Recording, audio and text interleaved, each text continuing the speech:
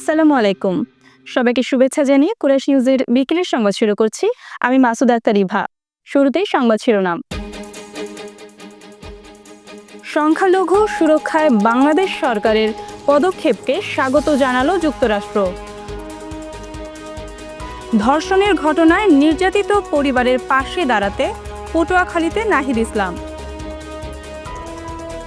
যুদ্ধবিরতি চুক্তির চূড়ান্ত সীমা লঙ্ঘন ইসরায়েল, বিমান হামলার পর এবার স্থল অভিযান। এবং ভারতের উদ্দেশ্যে দেশ ছেড়েছেন বাংলাদেশ জাতীয় দলের 24 ফুটবলার। এবারে বিস্তারিত, শুরুতেই জাতীয় প্রসঙ্গ। বাংলাদেশের সংখ্যালঘু সম্প্রদায় সহ সবার নিরাপত্তা নিশ্চিত করার জন্য অন্তর্বর্তী সরকারের গৃহীত পদক্ষেপগুলোকে স্বাগত জানিয়েছেন মার্কিন পররাষ্ট্র দপ্তর। নিয়মিত সংবাদ সম্মেলনে এক প্রশ্নের জবাবে একথা জানান মার্কিন পররাষ্ট্র দপ্তরের মুখপাত্র ট্যামি ব্রুস। মার্কিন গোয়েন্দা প্রধান তুলসী গ্যাবার্ডের মন্তব্য নিয়ে করা প্রশ্নের জবাবে মার্কিন স্টেট ডিপার্টমেন্টের মুখপাত্র ট্যামি ব্রুস বলেন, আমরা যে কোনো দেশের সংখ্যালঘু সম্প্রদায়ের সদস্যদের প্রতি সহিংসতা বা অসহিংসতার যে কোনো ঘটনায় নিন্দা জানাই। তবে বাংলাদেশের সবার নিরাপত্তা নিশ্চিত করার জন্য বাংলাদেশের অন্তর্বর্তীকালীন সরকার কর্তৃক গৃহীত পদক্ষেপগুলোকে স্বাগত জানাই। আমরা এটাই দেখছি, এটাই আমরা প্রত্যাশা করি এবং এটাই অব্যাহত থাকবে বলে মন্তব্য করেন ব্রুস। এর আগে তুলসীর করা মন্তব্যকে ভিত্তিহীন আখ্যা দেয় বাংলাদেশ সরকার। একই সাথে ইউনূস সরকার এসব উদ্বেগকে তীব্রভাবে অস্বীকার করেছে। ঈদকে সামনে রেখে রাজধানীতে কর্মচঞ্চলতার পাশাপাশি বেড়ে চলেছে শপিং ও চলাচলের ব্যস্ততা। এর প্রভাব পড়েছে শহরের রাস্তা ও যান চলাচলের উপর। বিশেষ করে ইফতারির পূর্ব মুহূর্তে রাজধানীর যানজটের চিত্র হয়ে উঠেছে অসহ্যকর। আলামিন রাবির ক্যামেরায় বিস্তারিত জানাচ্ছেন আবু তাহের নয়ন। সাপ্তাহিক ছুটির দিন ছাড়াও রমজানে প্রতিদিনই বিকেল থেকে রাজধানীর বিভিন্ন পয়েন্টে তীব্র যানজটের সৃষ্টি হচ্ছে। এতে যাত্রাপথে ভোগান্তিতে পড়েছেন বিভিন্ন গন্তব্যে যাওয়া মানুষ। ঘন্টা লাগছে এই তৈরি আসতে, এলিভেট দিয়েছি। তারপরে এই ঢাকা শহর পুরোই জাম, আর ইদারিংটা জামজট বেশি, রাস্তাঘাট খড়াখড়ি, এই জন্য আর কি বেশি সমস্যাটা হয়। তারপরে পুলিশ তো আগের মতনই ডিউটি করতে আছে, কিন্তু পুলিশ পরিশ্রম করে, কিন্তু আসলে মানুষ সচেতন হয়ে না। এই গাড়ির সামনে যাওয়া আসা করে, তারপরে আপনার সিঙ্গেল মানে না, জ্যাপটা ক্রসিং মানে না, গাড়ির সামনে দিয়ে দৌড় দেয়, এই আর কি ঝামেলা। তো অনেকে তো সেটা আইন মানে না, যার জন্য এই সমস্যার সৃষ্টি হয়। প্রত্যেকের নিজের থেকে চাই, যারা বিবেক খালেদ দেবো যে আমি আইন অমান্য করবো না, তাহলে তো এই জামটা লাগে না। সরজমিনে গিয়ে দেখা যায় রাজধানী Dhanmondi, Asad Gate, Science Lab, New Market, Green Road, Panthapath, Farm Gate, Karwan Bazar, Bangla motor, Shahbag, মৎস্য ভবন সড়কে তীব্র যানজটের সৃষ্টি হয়েছে। পাশাপাশি সড়কে যানবাহনের চাপ দেখা গেছে বিজয় সরণি, 7 রাস্তা এবং মহাখালীর দিকেও। তবে কেউ কেউ দাবি করছেন অটোচালিত রিকশা ও মোটর সাইকেলের কারণে এই জ্যামের বড় আকার ধারণ করে প্রতিদিন। এবার ঢাকাতে জ্যামের মাত্রা কেমন দেখছেন? মনে করেন ঈদকে কেন্দ্র করে কি তুলনামূলক জ্যাম বেশি হওয়ার সম্ভাবনা আছে? অবশ্যই। আপনার অলিতে গলিতে না, অটোরিকশা সব মেন রাস্তায় ভাই। দেখেন অটোরিকশার কারণে তো যাতায়াত সম্পূর্ণ মানুষের ভোগান্তি, মৃত্যুর হার বাড়ছে, তাদের তো কন্ট্রোল নাই। এর জন্য আমি অটোকে দায়ী করি, অটোরিকশাকে দায়ী করি। অটোরিকশার গেলে গাড়ি চালান যায় না, সবচেয়ে অটোরিকশা ঢাকা শহরে বেশি, সবচেয়ে বেশি ওই জেলা গাড়ি চালান যায় না। এই আজকেও তো মেরে দিয়েছিল অটোরিকশা, আগত তো কোনো নাই, ডাইন বাও কিছুই নাই, ফস করে ঢুকাই দিয়ে বইতে। সড়কের যানবাহনের চাপের কারণে ঘরে ফেরা মানুষের পথ চলতে দীর্ঘ সময় কেটে যাচ্ছে। বিশেষ করে ইফতারের আগে বাসায় পৌঁছাতে সড়কের ভোগান্তি এড়াতে অনেক যাত্রী গাড়ি থেকে নেমে হেঁটে গন্তব্যে রওনা দিচ্ছেন। এখন তো রমজান মাস, এই টাইমে অফিস টাইমে বের হলে গাড়ি সহজে পাওয়া যায় না, তো অনেক লং টাইম খাড়া থাকতে হয় গাড়ির জন্য। তো এরকম রোজার টাইমে খাড়া থাকলে ইফতার টাইমে অনেক অসুবিধা হয় আমাদের। অফিস থেকে বের হয়ে আমরা রোজার টাইমে মানে ইফতার টাইমে চাকরি বাঁচতে পারি না। পবিত্র রমজান মাসে ইফতারের আগ মুহূর্তে এবং ঈদকে কেন্দ্র করে এই মধ্য রমজানেও ব্যাপক জ্যাম সৃষ্টি হয়েছে রাজধানী ঢাকা শহর জুড়ে। জ্যাম নিরসনে নেই যথাযথ পদক্ষেপ। তাছাড়া চালকদের নেই প্রশিক্ষণ এবং সরকারি যথাযথ লাইসেন্স, কেউ মানছেন না ট্রাফিক আইন। এর ফলে যাত্রী সাধারণদের প্রতিদিনই ভোগান্তির শিকার হতে হচ্ছে। আবু তাহির নয়ন, কোরাস নিউজ, ঢাকা। এবারের ঈদ যাত্রায় বাস টিকিট পেতে তেমন কোনো বেগ পেতে হবে না। টিকিট কালোবাজারি হওয়ার আশঙ্কা নেই বলেছেন বাস কাউন্টারের কর্মীরা। ঈদের ছুটি বেশি থাকায় নির্বিঘ্নে যাতায়াত করতে পারবেন যাত্রীরা। সায়দাবাদ বাস টার্মিনাল ঘুরে বিস্তারিত জানাচ্ছেন জাকির হোসেন। ভাড়ার তালিকা দেওয়া আছে, ভাড়ার তালিকা অনুযায়ী ভাড়া নেওয়া। আর ভাড়া বেশি নেওয়ার কোনো সুযোগ নেই। কাউন্টার থেকে 10 টাকা বেশি দিবে না। 600 টাকা টিকিট কেটে যদি আমি 5 টাকা এমন লস করি। সামনে রমজানের ঈদ, সে উপলক্ষে নারীর টানে বাড়ি ফিরতে মূলত যাত্রীরা ঢাকা শহরের বিভিন্ন জায়গায় বিভিন্ন পরিবহন থেকে টিকিট ক্রয় করছে। অগ্রিম টিকিটের নেয়ার ফলে অনেক সময় টিকিটের যে স্বল্পতা বা টিকিটের যে ঘাটতি দেখা যায়, তার ফলে অনেক সময় একটি টিকিট যা নির্ধারিত মূল্য আছে তার থেকে বেশি দামে কিনতে হয়, যেটাকে বলে কালোবাজারি। দর্শক, এবার ঈদে বাসের টিকিট কালোবাজারি হওয়ার সম্ভাবনা কতটুকু এবং বর্তমানে টিকিটের কোনো ঘাটতি আছে কিনা সে বিষয়ে কোরাস নিউজের পর্দায় আপনাদের জানানোর চেষ্টা করব। চলুন জেনে নিই।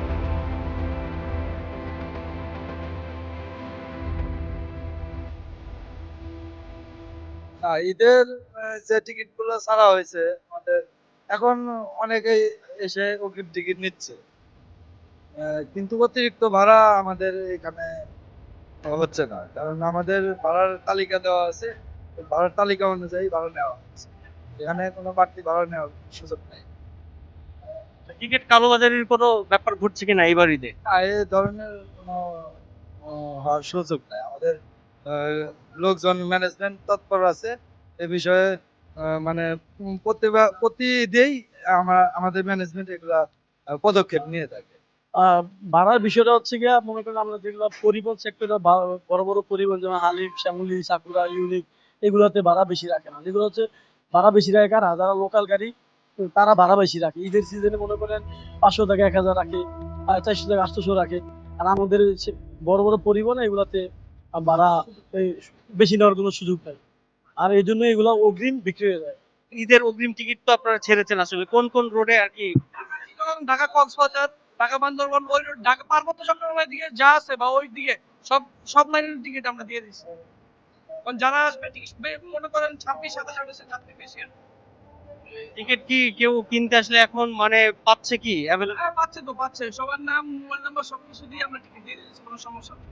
আমরা তো গত বছরও দেখেছি যে টিকিটের অধিকাংশ কালোবাজারি বা ব্ল্যাক টিকিট হয়ে যাচ্ছে। এই বছর কখনোই হানি ব্যান্ডের পাইছি, কখনোই না। হয়তো দেখা গেছে প্যাসেঞ্জার সাইজে যদি কেউ টিকিট কিনা বাইরে বিক্রি করে সেটা অন্য হিসেবে, কিন্তু কাউন্টার থেকে 10 টাকা বেশি দিবে না।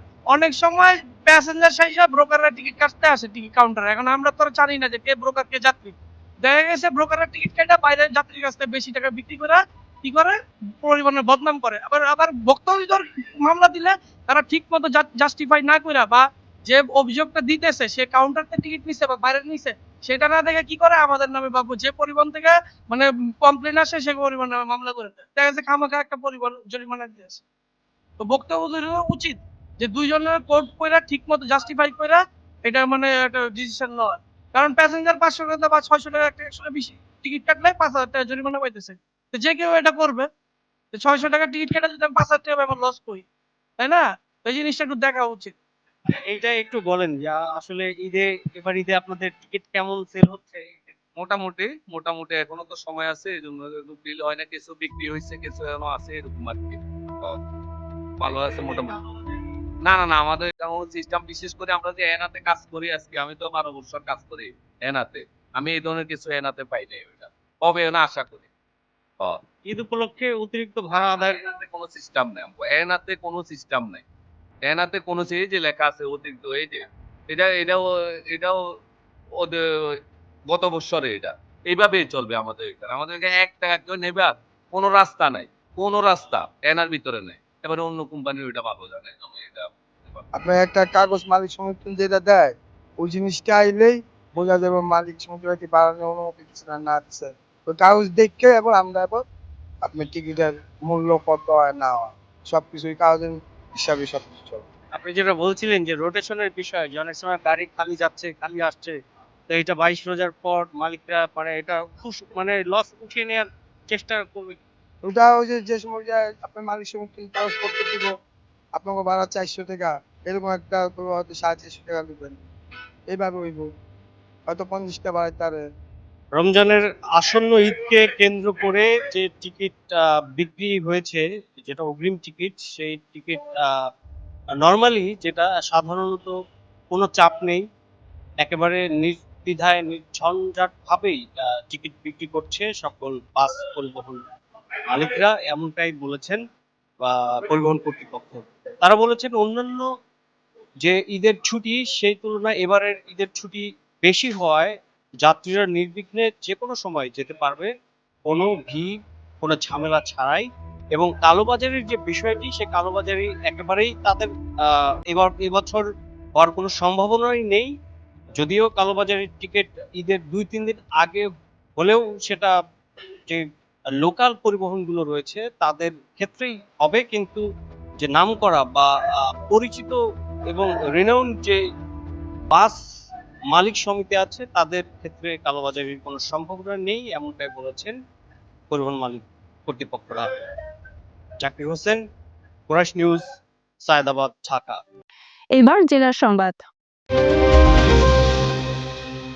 বৈষম্য বিরোধী আন্দোলনে শহীদের কন্যার ধর্ষণের ঘটনায় নির্যাতিত পরিবারের পাশে দাঁড়াতে পটুয়াখালীতে পৌঁছেছেন জাতীয় নাগরিক পার্টির এনসিপির আহ্বায়ক নাহিদ ইসলাম।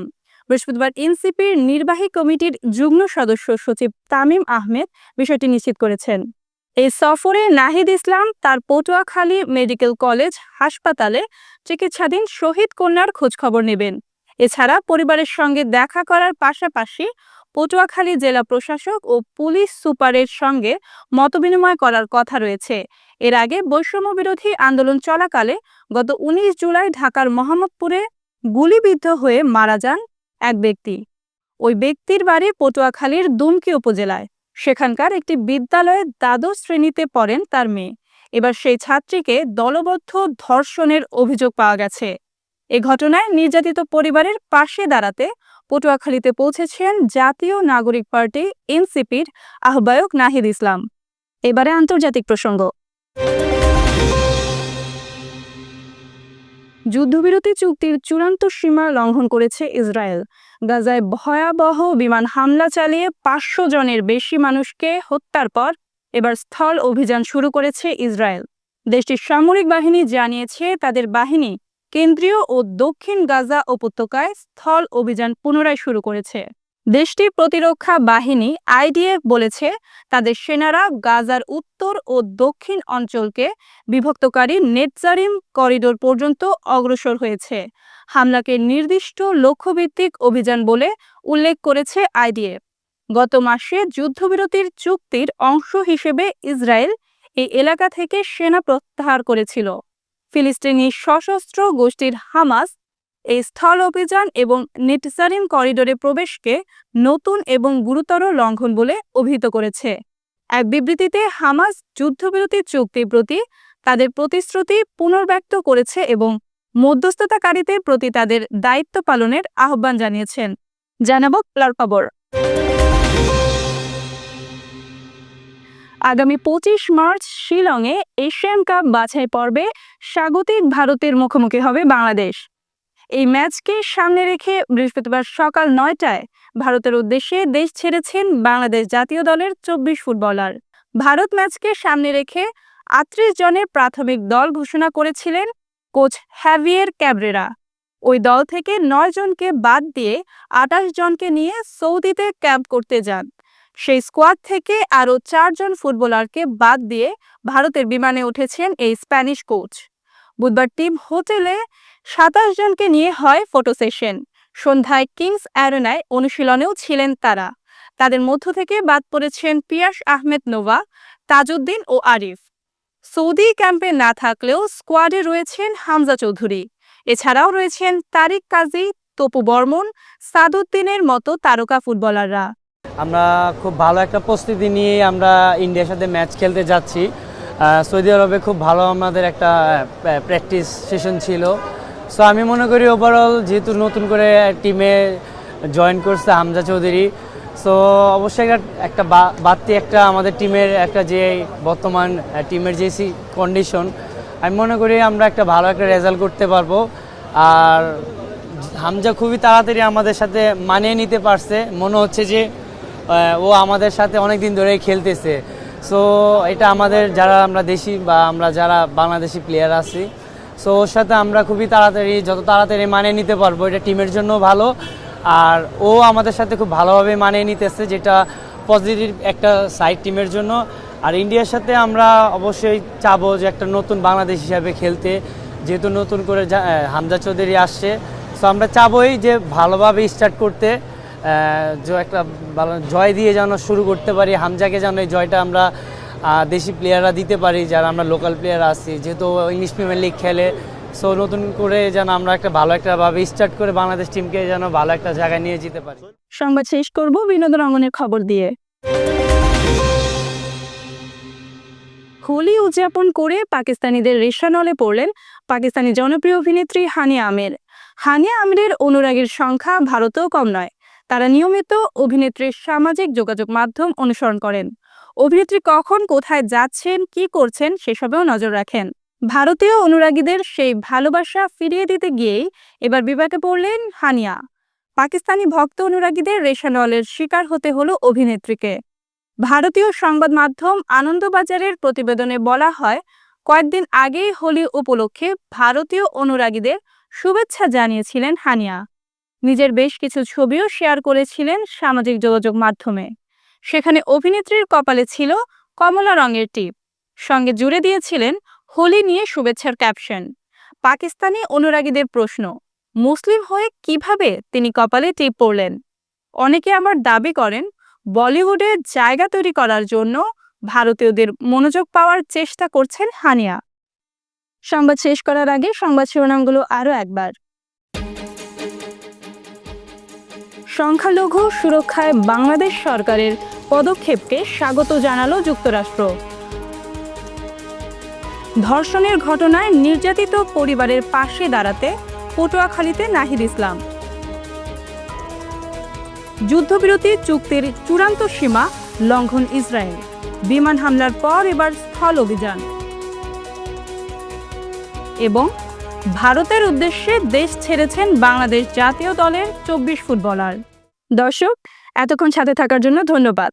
সবশেষ সংবাদ দেখতে চোখ রাখুন কুরাইশ নিউজের পর্দায় অথবা ভিজিট করুন www.kurashnews.com। কুরাইশ নিউজের পরবর্তী সংবাদ দেখার আমন্ত্রণ জানিয়ে আপনাদের কাছ থেকে এখনকার মতো আমি মাসুদ আক্তার ইভা বিদায় নিচ্ছি। আল্লাহ হাফেজ।